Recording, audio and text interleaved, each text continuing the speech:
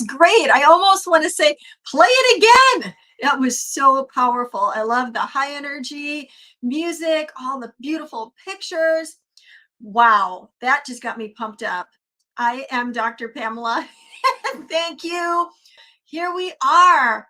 I am so excited because this week I am coming to you right there, wherever you're at, virtually speaking, with some amazing, powerful authors of Your Next Best You Woo!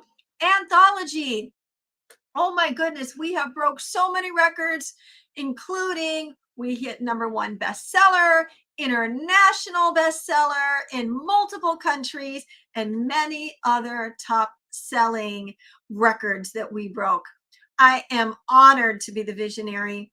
These authors are going to just rock your world. Their stories are incredible.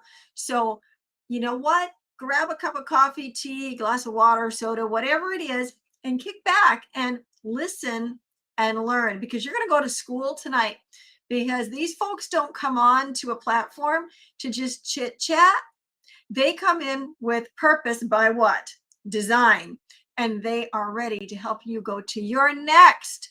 So without any further ado, I'm going to bring on my first author, who is also my assistant, my friend, and was the glue that always holds my books together, the project manager of Your Next Best You, Nichol. Come on in here. Woo! Up in here, up in here. There she is. Oh my goodness. Nichol, we have known each other a long time and seen a lot of things go on in our lives. Yeah. A lot of milestones hit. Yeah. And this has been a milestone for you. Yes. Because you didn't just put the whole book together, which is, wow, amazing that how you do that. Create beautiful graphics. Look at this. Look at this. What we're surrounded by purple and gold and glory, and it's so pretty. You don't only create all of that amazing stuff, put the books together, upload the books, so many other things that you do. But now, published author. Oh, all right, I'm super excited. I want you to take it away. I want you to tell everybody who you are and all, and whatever is on your heart, and share. I've got my notebook here, so if I'm looking down, that means you're bowling strikes, and I am going to take some notes. So take it away, lady. All right. Only because you're making me do this. I know, I gotta swap. I'm not the big one here. I'm trying.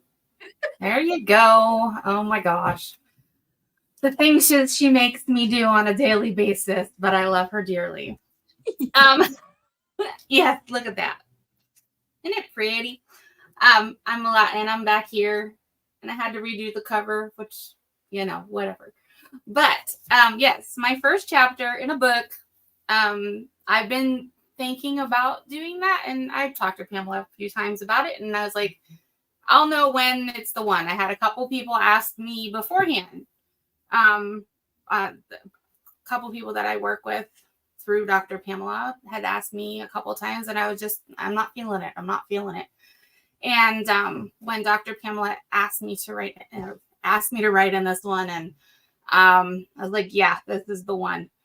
And so my chapter is entitled Embracing Joy in Your Next. But I talk about, anybody that's on my social media knows that joy is a huge center of what I try to do. Mainly because my life wasn't always that way. And the focus was not on that for a very long time in my life. It was the day by day. This is who I am. I'm my kid's mom. For a long time, you're known as your kid's mom, and you don't have a name for a lot of your life when you have kids. But I talk about that in my chapter, and how I got to the point in my life where I had to find my identity apart from my family. And I've always been this person. I've been the volleyball player. I've been the cheerleader. I've been the band person. You know, I was always had that kind of title. And I was just never known for just being me. And I'm sure my friends would argue with that, and that's just fine. But I came from a place where I was very negative on myself and had a very low self-esteem. And Pamela, like she said, has known me for a long time. And this would not have happened 10 years ago. I would not be talking to anyone.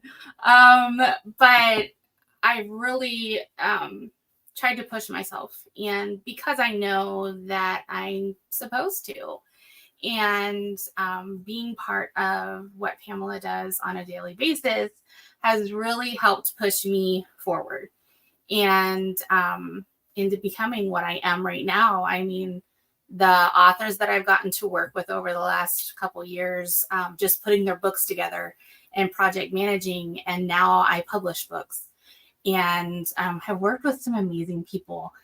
And I've learned to see the joy in all of that. And it is not always happy, sunny, sunshiny times, and that's just fine. But it's finding that joy, that moment of joy in the day that might be crazy.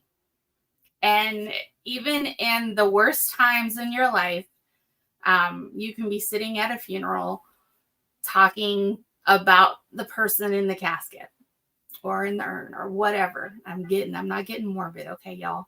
But don't you sit around and you talk about that person? And in that time, that's when you find joy. So it's those times where you realize how important joy is in your life. And if you can't find that joy and not just the, oh, I'm happy, you know, and you're laughing all the time, that's not it. It's the inner core joy. And finding that is the biggest part of it. So get the book. I love it. I've gotten to read some of it, not all of it. I've gotten to know all of the authors really well. And I absolutely love this group of people that ended up with us in this book. It took us a while to end the author call for the book because we had a number that we wanted, but it was more the people we wanted. And I think we turned out the people that are in this book are just amazing. And their stories are amazing. And I thank Pamela for pushing this book. And she has been the backbone of getting the book out there. And to be honest, we were #1 new release before we even launched the book. So that doesn't happen very often. So we didn't tell anybody that. But I texted her Tuesday, I think it was. And I was like, I sent her a screenshot of it. And I was like, we're already there. And that just was a testament to #1, her, and the way she was putting the book out there, because we did a lot. We promoted this book a lot. And she did a lot of that. She wrote it. She was pumping up everybody. And that's a testament to her belief in the book, her belief in the authors. And I just want to personally thank you for the friendship that I have in you and my flowers. But no, I love you to death. And thank you, love. Woo! Nichol, that was so awesome. And thank you to Andre and James that commented. Depending upon where you're commenting at, I can see them. And if I can see them, I will pop it up. And so people can see your comments.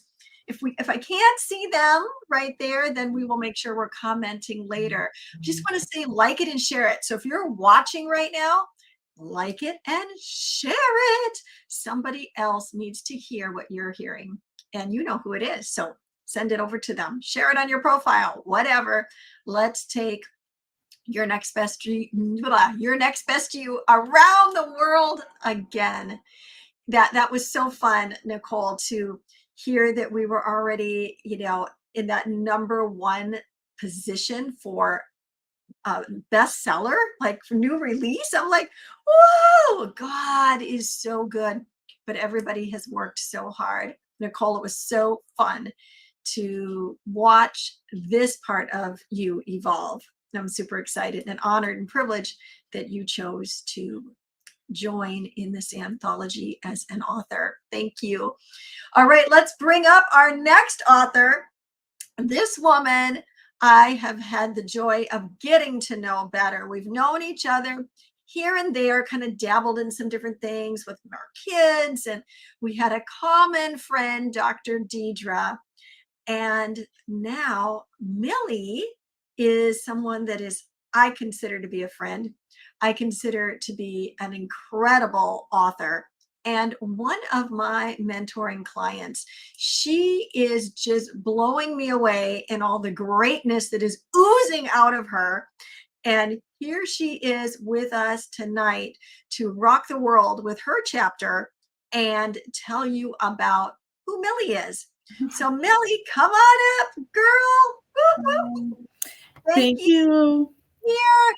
I'm so excited that you're here because there was a time not that long ago when you were going through some stuff and physically but you pressed through it, and so much even bigger grandeur for your chapter because of it.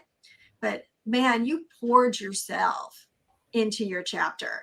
And I'm so excited for people to know more about you, know about your chapter, and any other gold nuggets you want to drop.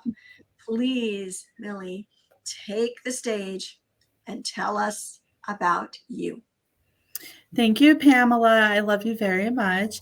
And yes, the reason I got involved with your Next Best You is, like Dr. Pamela had said, we have a mutual friend called Dr. Deidre. Love you too, Nichol. And she is a pretty amazing person herself. If you don't know her, you should know her. She is one of the most selfless human beings who wears her heart on her sleeves. And she will love you like no other, with no stipulations to her relationship, right? So I've known her for about 20 years now. And she has been, outside of my husband, my only consistent person in my life, okay? So just a little bit about my story and my book. I wrote a chapter called Damaged Rebranded in here, and yes, it's my heart and my soul. However, it's not everything, right? There's still pieces in there that aren't in there. So I wanted to share some of the most deepest parts of me that people could relate to and really walk away knowing that they can impact other people and make a difference in somebody's life. So I just wanted to share just something that's kind of on my heart. So I'm going to read just a couple quick statistics. So I spent over a decade, about a decade of my life in the foster care system. So I wouldn't say it was all foster care, because there's a difference between foster homes and there's a difference between group homes and shelters. And I won't get into all of that, but more than 23,000 kids every year age out of foster care, and 70% of them want to go to college, but you know how many actually really do? 3%. 3%. And 1 in 4 kids actually graduate from high school and or get a GED. And 1 in 2 of us will develop a substance abuse dependence. And 60% of boys who have aged out have already aged out. As they age out and go out, have been convicted of a crime. And 7 in 10 girls who age out become pregnant before the age of 21. And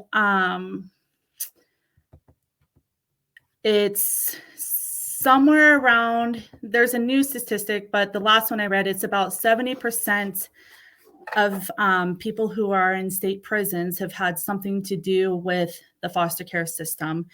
So what my message to you today is, what I feel that people need to hear is, we're not a diagnosis. We're not a statistic. Your voice matters, and don't be afraid to be heard and to stand up to create change in the world. I had a dear friend, I've created or in this community, I've become friends with a handful of people who are very near and dear to my heart. And one of them just said to me recently, in the last couple months, and you know who you are, I won't say your name, don't discount who you are. And I tend to do that quite often, not intentionally and not on purpose, but I just often feel like that I'm not where I should be, right? So I have a college degree, I have a family, I've been married, I'm not homeless, I'm not on drugs, I'm not in the prison. And here I am sharing my story, sharing with you all the important things that I feel that you need to hear. So go create change, let your voice be heard. And if you push people away because you're hurting, which happens, I've done it many, many of times because that's just what my normal was, they will be there, I promise you, in this community of your next best. So know that you are deeply loved, deeply cherished, valued, and you have immense worth. Wow, Millie, that was so powerful. And you beat all those statistics, which just goes to show that we're not a statistic. We don't have to choose to be a statistic. But now part of what you're doing is helping other people. Yeah, Wilnard, so powerful. Yes, another one of our amazing authors. It just goes to show when we put our heart towards something, what we can accomplish. You'll have to go back and listen. Actually, Dr. Deidre, you can call her and then make her say it again. Millie, thank you so much for being transparent, for coming in and just being you, and for allowing all of us the joy of knowing you and being part of your journey. And just know that you are so loved. And I wrote so many notes of what you said. So at the end, when we come back for questions, I do have a couple of questions for you. Thank you for sharing. Thank you so much. I love you guys. Thank you. We love you too. Wow, wasn't that just incredible? I tell you what, these authors are just kicking it. They aren't playing. They mean business, and they are bringing it. They are bringing all of their greatness to you and answers. So many incredible people that are here this week. So we have Monday, Wednesday, and Friday of this week at this time. You're going to be hearing from these incredible authors. And so, Miss Nichol, I'm going to pull you back up for just a moment, if you don't mind hopping back up here. And off the cuff question. We're live, everybody. Okay. Sneaking around. Two questions. Yes. One has to do with our other guests. So we still have two. Have they communicated? They're on their way. They're on their way. Okay. So my question that I wanted to ask to you was this. What was different in this book than other projects? And you can narrow it down because you do lots of projects. So if it's easier for you to say what was different in this project with you, Pamela, or if you're saying this was different across the board than any other project, whatever kind of fits for you. But what was different about this project? Well, I think for the both of us, we definitely talked about doing something different with this one. We both talked about how we would make this successful from the get-go. And that was one of our best goals. That was one of the things that we really wanted to do. Just the title of it. When you brought the title, it was like, okay, and then of course we talked about your vision for so you can bring a title, but why the title, right? You can give anything a title, but if there's no meaning behind it, then it really doesn't matter. So it was a lot about that, but it was, okay, so your next best you, and we wanted to promote this different than we had anything else, because we've been doing this for a couple years now. But this was your first anthology on your own. Correct. Everything else that you have done, you've done with somebody else. So we've done a lot of co-visionary stuff where you had to blend your idea with somebody else's, which we did such a great job with those. I mean, the most successful that you had was with Apostle Deborah and Ignited to Serve. That one skyrocketed as well. But this one was yours and you wanted it to be just something different. And so from the get-go, just your contact with your authors. I think we both learned a lot from this one. I learned a whole lot more that I think we both will take forward, but I can take forward in all of my projects. But the contact with the authors is what I think kept everybody and made all the authors so much more engaged. It wasn't they were just writing this chapter and saying, okay, here you go. I mean, really, I mean, that's been a lot of the projects, you know, if you get it in on time, first of all, I will say every author in this project had their stuff in on time, had their payments paid on time, had their pictures, everything was in on time. That is a first. That was a first in any project I've done. That's never happened. You know, so, but you made everybody know that this was important to you, that they were important to you, that this was your baby. This book was something that you wanted to succeed, but that you also wanted them to succeed with it. And I think that made a huge difference. Every author was so committed to the project. And when you said, post this, when you said, let's do, I forget what you even called it, but we had where they were posting things every day with this one picture. They were on it. They were on it. And there wasn't a hesitation. And we had stuff all over social media. And I think that was huge. And that's probably why it hit number one as quick as it did. So we learned a lot, and I can't wait to take it forward with everything else we did. You know, we've had billboards. This was the first time you and I did billboards. I did one with my my individual author, which was a blast. But we had billboards. We had press releases. We did everything. So it's been so fun. Yeah, and it's all been fun. I mean, yeah, it was a lot of work. I'm not gonna lie, a lot of work, but it was all fun.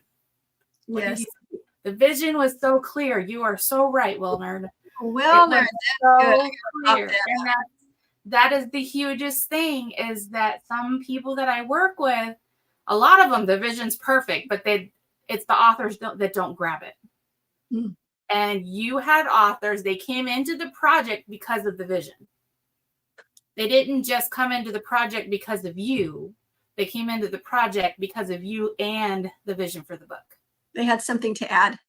Exactly. They had a part to play. Yes. Oh, that's so good, Nichol. Thank you for answering that question. And it looks like we have another author here. Yep, I'm going to go away. Bye. So our next author's here. I'm so excited. Now, this gal, I had known of her name, but I had not had the joy of meeting her. And as I have met her, well, through the book project, I believe that someday we will meet absolutely in person all the way. I'm excited for that day. I know she has feet. She knows I do too. That's our little joke, because when you see somebody just from the neck up, you know they must have feet somewhere. And someday we will see that with each other. But her dedication to this anthology, the creativity, the added things that she did, the additional posts that she did, how she would think of just those little extras to promote the book before we were even at launch and tag people. She's just so creative. And on top of that, she's a coach, and she helps people chase their dreams and understand their dreams. And bringing in Do Renee was like the candlestick on the cake. She came in and added such value, as every author did.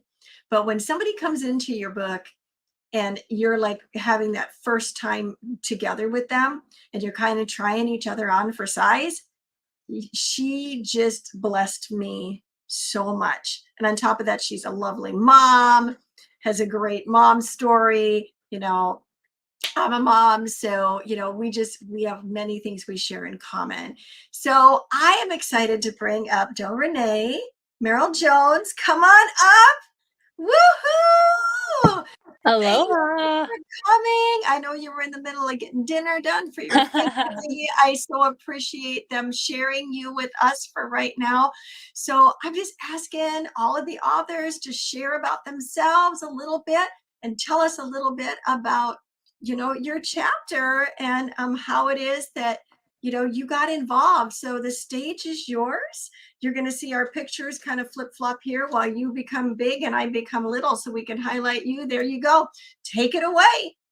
Wonderful. Thank you all so much. And thank you, Dr. Pamela, for being just such a great visionary, and Miss Nichol for being such an amazing manager in this project. I've been learning so much as a fellow author and authorship coach. I'm just inspired that we can be in this kind of sacred economy where we're in similar fields and we're learning and collaborating together. And it's like this really powerful new sacred economy that I really feel unfolding, where we're empowering each other, even when we're in similar fields, that letting go of the old paradigm of like this like toxic way of needing to be better or worse than each other in the same field. That paradigm is dissolving away quickly and has been for decades, as we bring in a field where we actually thrive together. So I am Meral Do Renee Jones. Oftentimes just go by Do Renee.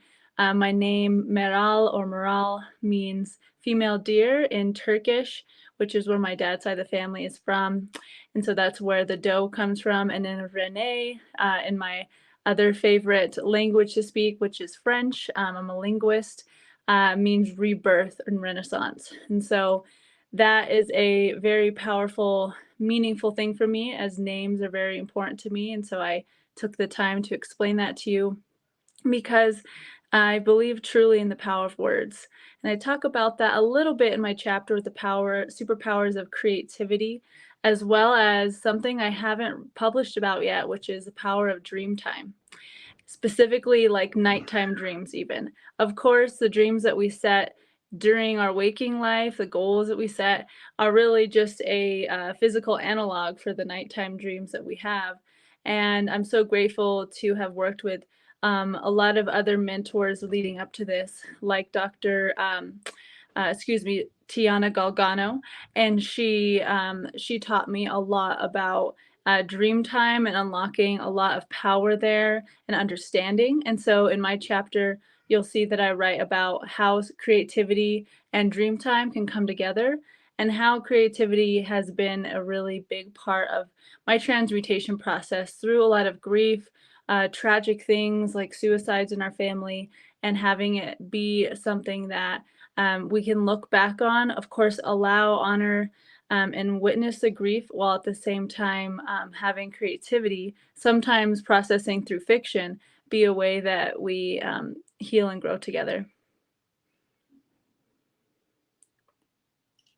That was so powerful. And you just recently also released your own book. Well, one of your many books, but you just released one that I keep by my nightstand. Would you just give a little plug for that? Because that is so powerful. The book is wonderful, but the reason behind it is what drove me to get it. Would you share just briefly about that? Absolutely. Thank you so much for inviting that. I published a book with the fun challenge opportunity to write and publish it in a day. And so I woke up with the idea and was guided very quickly to just put out this mini book, truly mini, and it's called The Mini Book of Word Magic. And I put it out in September in honor of Mental Wellness or Suicide Awareness Month.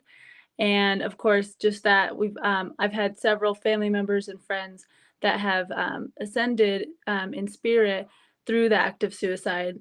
And so I wanted to put out a book with that purpose, and then portions of the Amazon bestseller proceeds went towards Friendly Harbor, which is a local organization here in Pueblo, Colorado, that really is an amazing space, actual physical space where people can go if they're feeling in crisis with their mental health. And so that book is a small little mini book of 111 affirmations and 111 declarations. Declarations being words that we speak to ourselves. For instance, I can do this, I'm enough in the present, moving forward. And then affirmations being words and magic spells, so to speak, that we speak as if we're in the future. And so that could be, I'm a visionary speaker traveling the world to 5 countries a year or something pretty bold. And so that could be things that you would find in Mini Book of Word Magic. You can just look up Do Renee Mini Book of Word Magic or follow me online to find the links. And then in the end, there's some big blank pages for you to write your own declaration. And I'm really grateful to hear that Dr. Pamela has on her nightstand. I have friends that carry around in their purse. It's really tiny. I looked around to see if I had a copy nearby, and I don't. And that's fine, because you can go see it yourself. And it's just great, because I have to say I wrote it for myself because I've been practicing using word magic, as I call it, for years. And sometimes I'll get in ruts where I'm just saying the same ones. When I first wake up, before my feet touch the ground, I usually say internally or whisper out loud, or even say out loud some affirmations or declarations. And I kept kind of saying the same ones. I oftentimes say, I am love, I am light, I am source, I am sight, I can be right, I can be wrong, I can sing my own song, which I really love that. And I was literally saying the same thing over and over again for weeks, just because I was kind of like, okay, I said my affirmations, I'm up. And so I wanted to, after I did that one time, and I was kind of like, I'm bored of that one. So I got up and wrote this book in a few hours and put it all together and put it out in early September, which was actually around the time unfoldment or anniversary of a loved one that passed away due to suicide. And so, so that is about Mini Book of Word Magic. And I am so grateful to say there's been at least 5 or 6 times in the last couple of weeks where I was feeling off. I was maybe in a little bit of victim mentality and that things were happening to me, that I was overwhelmed. And I just flipped randomly to a page in that book and was able to just read it out loud. At first, wasn't feeling it. And then after the 5th or 6th affirmation, I'd shifted my energy and my vibration. And I attended Dr. Pamela and Jody's vibration masterclass. So it's just all coming together as we master our vibration. Oh, that's so cool. Thank you so much for sharing that. No reason at all to be without an affirmation or a declaration at all. Just get that book. Thank you so much, Doe. And again, thank your family. And if you can hang around, we're going to have a little bit of a question time at the end. So thank you very much. Appreciate you. Wow, that was powerful. And so we have one more author here tonight. Oh my goodness, Miss Carmen is the author here tonight. I am excited to introduce her. I have known Miss Carmen for a long time. She's Miss Carmen to me. She'll be like, why are you calling me Miss? But I've known her for a long time, and it has been so fun it's so fun to see people evolve and come into their next, to see them begin to master the greatness in them. And I'll just tell you this before we bring her up here. You know, I have always seen such power in this woman. And she shares her journey about, English not being her first language, yet when she's speaking, it's like, what? How could that even be? She talks beautifully. And now she helps other people write and not be afraid of whatever it is that might hold them back, whether it is that isn't their first language, or it is just feeling not up to the task. She coaches some of the elite people in the area where she lives in. She helps children. She helps parents with the children. Like, what she does is nothing short of amazing. And on top of that, she's a speaker. She's an international best-selling author. And we get to have her in this book. So Miss Carmen, come on up here, girl. Ooh, so excited to have you here. We do need you to unmute, though. You unmuted. There you go. I know that you ran to get here and so appreciate you. And I love you. Please take your liberty and share. Well, thank you so much for having me again. I've seen you back to back. This is what I love about publishing books because we just get to connect more often, and I think that we get to highlight each other's greatness. You know, me, like I'm so grateful for everything that you have done for me, from coaching me to taking that phone call when I needed to speak to someone, right? And I think it's just like all community. And thank you for all those beautiful words that you said about me. As you can see, I came in from working with kids. This is normally the shirt that I wear when I go and present myself with the kids, because normally this is the phrase they say, Teacher Carmen is here. And so that sums up pretty much my weekly, like, hands-on work of what I do. I do work with kids, and interestingly enough, it was Les Brown who said to find something that we're just so good at, but we're just like that we will do it for free, but we're just so good at it that people will pay us for it. And so basically, I happened to come across this opportunity to work with kids, to play with them, and to educate parents on the importance of play with their kids in a playful excuse me, in a playful way. So it's doesn't even feel like work to me. Like, I go there and I just have a great time, especially to be there for parents, to be the support for parents, because I think that the passion of me just pretty much working with kids grew in my childhood, right? Like, I wish that my mom had been there, or I wish that I had the upbringing that I see now other moms give to their kids in front of my classes. So I'm like, oh my gosh, like, that's the most amazing part. But also, to make this a better world. I really believe that. I mean, I think it was Jamal Mitchell that said that 40% of the population are kids, but they're 100% of our future. And so when I saw that quote, it just impacted me, because I said, wow, yeah, it is very true. So I find that even though I come into the little mommy and me groups, the mommy and me settings, every time I'm there, like, I take my job very serious, because I know that there is just so much that I can give to whether the parent or not pays attention, because sometimes parents get distracted with their phone or they're just chat, right? But as long as I am present with the kids, right? And as long as I can teach the little kids something, I feel like I am planting little seeds.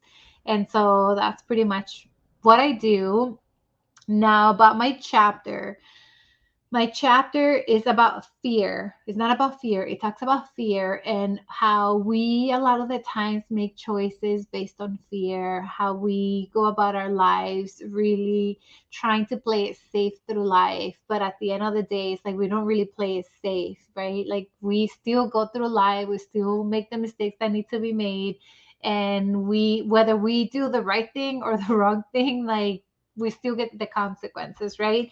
And I think that in my life, like, the signature of my life for the past 40 years was really trying to play it safe, not realizing that every time I try to play it safe, I was just digging myself into like a deeper hole, right? And the hole was just that fear. Like, I just didn't want to do certain things because I was just too afraid to speak up, too afraid to have other people notice that the English is my second language. I didn't want to go here because of just dream, like, right, just fears, like, run, like, strange fears that sometimes we have. Like, we don't like to speak in public because why? Right? Because we're afraid of judgment. We don't like to go out on the street and speak up our mind. Why? Because we're afraid of confrontation, because we're afraid of certain things. And so I think that in my life, that was pretty relevant in my life, where I grew up in a town where I was just surrounded by violence. And so I learned to be scared, obviously, right? Like it was just frightening. And I think that I brought that fear with me everywhere I went. And it just ended up getting me in trouble because as afraid as I was of certain things, I ended up picking the ones that seem a lot easier. And so those were the ones that got me in trouble. And I want to say here that one of my biggest fears was to let people know that I had an addiction problem. Like I tried to hide it for as long as I could. I tried to not talk about it. I would be embarrassed. I would just feel that if I told anybody that part of my past, that suddenly people were going to look at me differently, right? And it was actually true. Like a lot of people saw me differently. A lot of people didn't think I was the Carmen they thought I was, right? And that, instead of like empowering me to say like, well, yeah, that's right, like I am not the Carmen you think, I am a better Carmen, right? I would take it into like a whole different negative realm of like, defeat, right? Oh, I can't believe I was so bad, I can't believe this, nobody likes me, nobody this, nobody that. But it was not until the power voice gave me my voice back. And it allowed me to, even though that I had already recovered and I had already done the work and I worked really hard to get sober and I worked really hard to change my life around, right? It was not easy. It was a lot of work. It was a lot of tears, but I did it. And so when it came to the power voice, I think that it was the very first time that I shared my story, like what it was really like. Like I couldn't share with anybody else who was not an addict because I used to think, well, they're not going to get it. They're not going to understand. And that's absolutely right, right? There's a lot of people out there who don't get it. And so for me, it was really when I owned my voice, when I owned my story, when I realized that all these things that had happened to me had actually happened for me, and I took ownership of the results that I was getting, and I took ownership of the the the what is it called, the mindset to say like, hey, you know what, all these things might have happened, or like, all these people that might have hurt me in the past or might have done a X, Y, and Z. Yes, it actually did affect me, and it affected me for so long. But it was like, I got to the point where I was like, how much more, how much longer am I going to allow those people to take a hold of my life?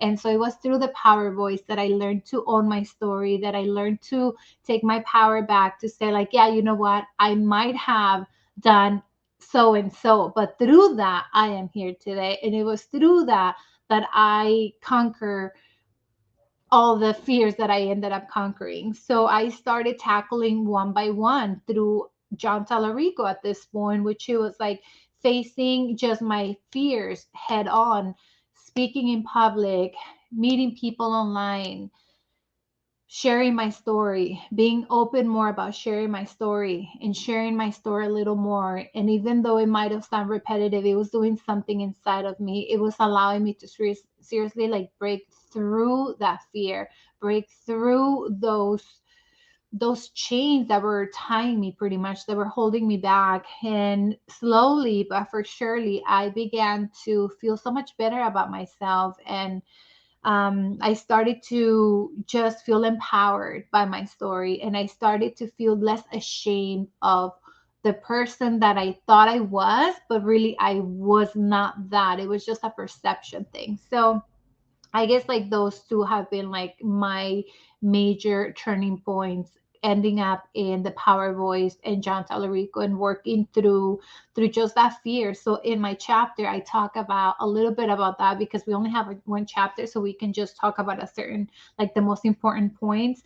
So my chapter just talks about my journey of how I went from fear to faith, because we can talk about faith all day and say like, well, you got to walk by faith and not by sight, or you got to be strong, you got to be courageous. But how do you do it? Well, you just do it. How do you get the strength? Like how, right? That was me. Like, yes, I know I have to speak and tell my story, but how? Like, where do I get the strength? Where do I get the courage? And so for me to really come into just that thought of like, hey, this is what we're going to do, and we're going to try for once prayer. How about we like up our prayer life a little bit more, right? And so there's my pastor who says like life failures are prayer failures. And that resonated with me so much because I thought, how much have I prayed about this specific situation? Like really, really pray. And so I began to make prayer my priority. And one thing happened after the next. And it was seriously just like how, I mean, the power of our words, right? And I started to really speak life into my own self. I started to speak possibility. I started to speak positive about me. I started to do mirror work. I started to look at myself in the mirror, and instead of dissecting myself for not looking a certain way, I started to love on myself, and I started to really pray to God, saying, like, give me the strength to change, give me the strength to be better. Like, how can I love myself more? Because I knew that in order for me to love others, I had to love myself, right? And how can I build a relationship with myself? And I think that the more I prayed, the stronger my relationship got with God, but also like the stronger the relationship that I built with myself. And once that was established, I think that it was just kind of like repeating, right? Like it worked, repeat it again. It worked and repeat it again. And so that's pretty much the whole thing of my chapter and just the signature of my life, you know. And on our last interview, I said that the first 40 years were like, I'm 40. I just recently turned 40. So the first 40 years of my life have been about learning. And although I said in the past that there's no more learning, well, yeah, there is a lot more learning to do for me, of course, but there's no more, like, I used to think, well, I need to have a certain kind of degree, education, and this and that, so then that I can teach it back. And I'm like, well, what about learning from all those experiences that I have acquired for the past 40 years and passing them on to someone else? How about stop holding on to all that treasure that you have built and start sharing it with the world? And I think that the next 40 years for my life is about that. It's about giving back. It's about, really, it's not about me. It's about who I can impact, who I can help, who I can help become sober, who I can help in their prayer life, in their fitness life, in like all these areas that I struggle with, that with hard work they're becoming successful. I want to teach everybody how to do that, you know, just for their own well-being, for, you know, just so we can make this a better world. So thank you for letting me share. That is so powerful, Carmen. Thank you. I love that the first 40 were the gathering of the information, and the next 40 are going to be pouring out all of that information, all those lessons, all those things that you've learned into all those around you, you know, and that your life is going to touch so many. Wow, that was huge. Thank you so much for sharing. And your story is amazing. Yeah, James said your story is powerful. Thank you. And it is. I remember when I first heard your story, then getting to know you and then realizing the power of your story. I so appreciate you. Thank you for writing in the book and for being so transparent. Thank you. You, Carmen. Don't go away because we're going to have a little Q&A time. Awesome. Thank you. Thank you. Well, everybody, come on back in. Woo-hoo-hoo-hoo. Here we are. I love it. Okay, so this has been amazing, and I just want to thank you all collectively for saying yes to Your Next Best You, because it wouldn't have been Your Next Best You without you. You are reaching people that somebody else isn't reaching, because there is those that are gathered around you that come to hear your voice, right? But there's other people's lives that are hanging in the balance, and you're the one that God is going to utilize to reach them. So I'm just so grateful, excuse me, for all of us coming together collectively to co-create this book, because we're going to change the world.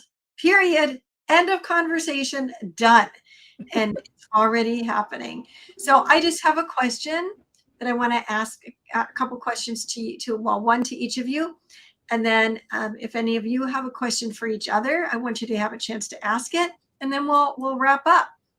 So I asked Nichol earlier what was different about this project, and she answered. And if you didn't get a chance to hear that, please go back and listen. She had some really profound things to say. But I want to ask that question to each one of you. What was different about this project? But I want to talk, Millie, you said specifically, don't discount who you are. And that was something that had, plagued you, was discounting who you are and learning that your voice matters. And your chapter pulls that right out, like, hey, your voice matters. I'm speaking from experience here. Yeah. Don't discount who you are. So I wanted to circle back to that and ask you to maybe share a moment on that, but also what was, talk to us about what your experience was like here at Next. Okay. So we'll probably tie those together. So I think for me, well, I know for me personally, we tend to compare ourselves to each other. And I would say with this particular book and this particular project and coming out for the first time, kind of getting my story out there and sharing that with the world, our minds are so powerful. It's like a playground up here, right? I mean, there's everything you can imagine, and they're just beating yourself up all the time, or comparing ourselves to this person or to that person or to this show or to that movie or to this body shape or to, you get the point. So when I originally said, okay, I'm going to do this, we're going to do this. All right, here we go. It's crazy, but we're going to do it. Through the process, it wasn't exactly easy, because here I am. What do I want to share? What do I not want to share? What are people going to think about if I share this? What are people going to think about if I share that? Is this too personal? Did I say too much here? So even doing a live like this, which that was a particular experience I was sharing, I was asked to or offered, not asked, but offered to do a live, and I had set it up, and then I backpedaled really fast, and I was like, I can't do this. We're not doing this. I don't know what I'm going to say, and I don't know what it's going to be like. And am I going to mess up my words, or am I going to say the wrong thing? Right. So that particular human, who I absolutely have learned to love and adore and holds a very special place in my heart, reminded me, don't discount who you are. You've got to stop that, basically, without saying that, right? So doing this and being a part of this journey has really humbled me and really brought me to a place of humility. And what I have to share is okay. And maybe I may not sound like some professional scholar who has this amazing written speech in front of you, but behind scenes, I love to write and I love to journal. So I started to say, hey, how I talk is not how I write, right? So people are going to judge me for that. But being a part of this is we are connecting with people from all over the world, right? And it's really like what Do was saying. And I kind of had this vision when I got to talk to you, Dr. Pamela, about your vision.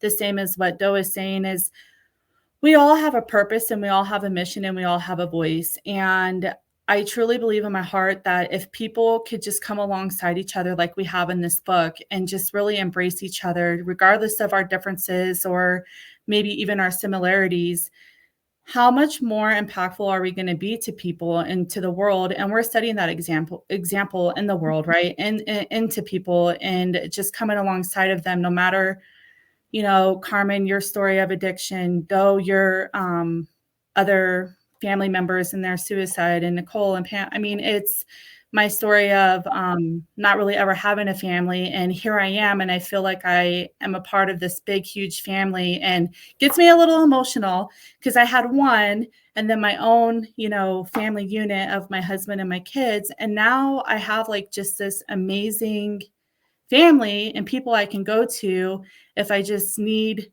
to talk to somebody, right? So that's been my experience through this. That is so beautiful. The takeaway that I have from what you said is family. Mm-hmm. Family. Yeah. Non-judgmental too. Like everybody's gonna love you and accept you no matter what, right? That's it. And the other thing is, I don't know about y'all, but I think she sounds like an orator already, don't you think? She sounds like a fabulous speaker. So change that up, Millie, because you've got it. You're a fabulous speaker. Thank you. Absolutely. Okay, well, Joe, how about you? I would love to just hear a little bit about, what your takeaway was. You've written other books and been in other projects. So what was different about this one? Oh my gosh.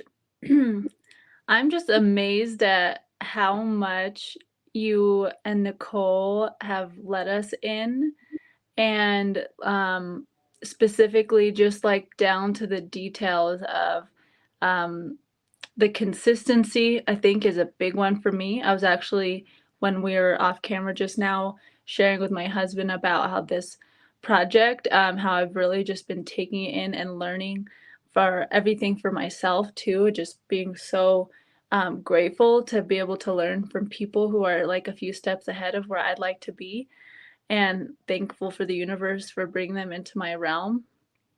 So, I mean, just the consistency, um, the detailed marketing that we all got to do together, that was really awesome to see and again learn from.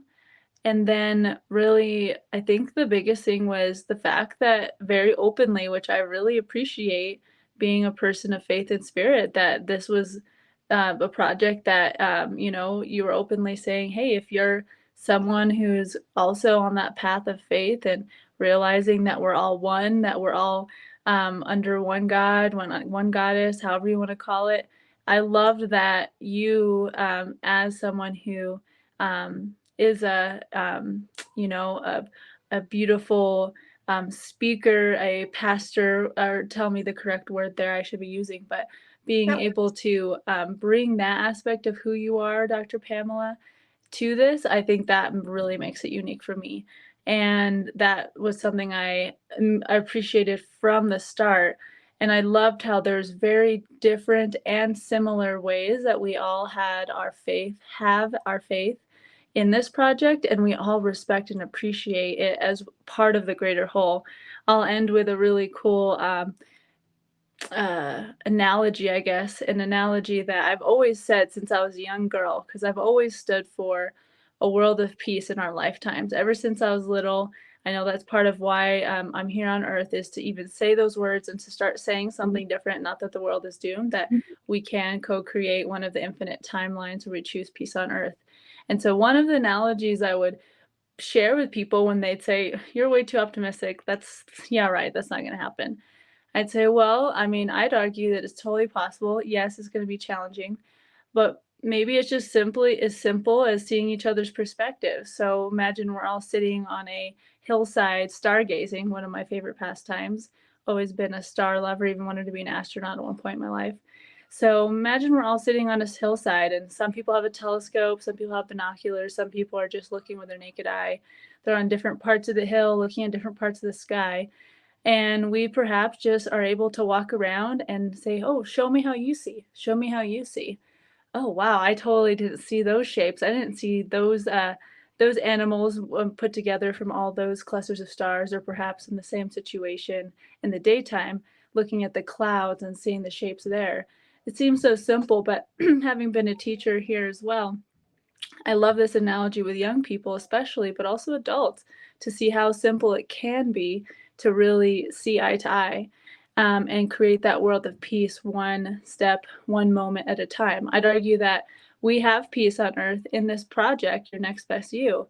It's just rippling out to all places and spaces. So I'd say lastly, what's different about this project for me is that we really got to embody sacred economy and peace on earth in one microcosm of the macro. So thank you all so much, and thanks for asking that. That was so powerful. And I wrote down how simple it can be. Boom. I love that. And yeah, it was important to me that, we're on a journey together, right? And that we are supposed to, God is love. And that to me, of course, is Jesus to me, but I believe that he is love, and that he loves all. And so we leave room for each other and to navigate this globe together, because how simple it can be. Love that, Doe. Thank you so much for sharing that from your heart. Miss Carmen, how about you, girl? What was different about this project to you? Wow, I don't know if I can add anything above these two amazing speakers. You let the non-speaker, like English speaker, go at last. See, I'm like getting all tongue-tied. Thanks. A Thank speaker. you. I Good. see you guys are doing stepping. Well, no, so everything, like honestly, everything. When I feel that in the experiences that I had before, I was not as engaged as much. I felt like this is the project, this is what's due, this is what we're going to do, the timeline, and that's that, right?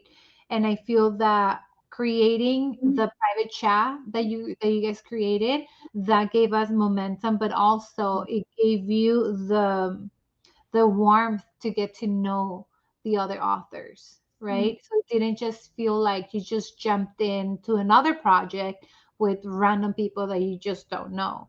It actually gave me at least a sense of community, that if I was stuck in something, that I can reach out to someone else. Like I reached out to Nichol several times, to you, to Jasmine, right?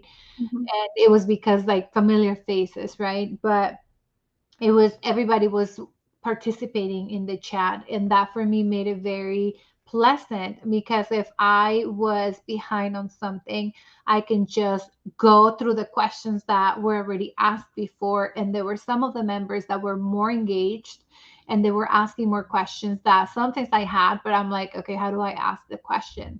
So right, so that part right there was amazing. The fact that you are so caring and loving. Like I think that the love and heart that you have put in the project transpired. Like it was kind of like it almost went through us, at least for me. Like it went through me when I felt that, as opposed to saying like, oh, I'm going to write a book, we're going to make it a bestseller. For you guys, it was more than that. And I think that that gave me the feeling, not that over here, like I felt it in the heart, where I said, this is different, right?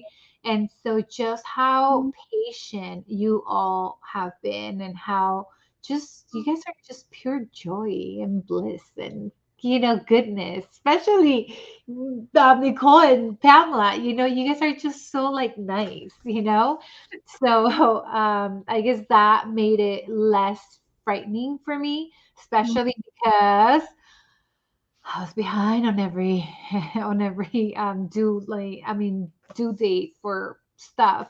And so I think that that was the best part, and the surprise. Like I didn't even know we're supposed to have a billboard or something. I was like, oh my gosh! So to just see that there, that was really inspiring. But I know that it there was like God, like something greater, like in the book, like I don't know if it was your prayers or everybody's vibe, but the vibe was just so much higher, and it was just pure goodness. Like I can't describe it any better aside from pure goodness in like every angle. So thank you. Oh my gosh, I love that pure goodness. Yeah, I would say it was God. I would definitely say it. And I did say it, but also all of the laborers, all of you that came along, and you weren't there just to throw in a chapter. You were there to create change and to impact the world, which we are doing and will continue to do. Your next best you. Yeah. Thank you so much, authors, for being here. Thank you so much, all of you who have been watching. Make sure that you like it and share it. Please make sure you share it with somebody else, and be watching because all of these great ones here, they're also going to be on my podcast. So you'll be able to catch them on the podcast or on the YouTube channel very, very soon. Now, remember, you're here on purpose with a purpose, by design, not by default. So go out there and be the salt and the light everywhere you go. Bye for now.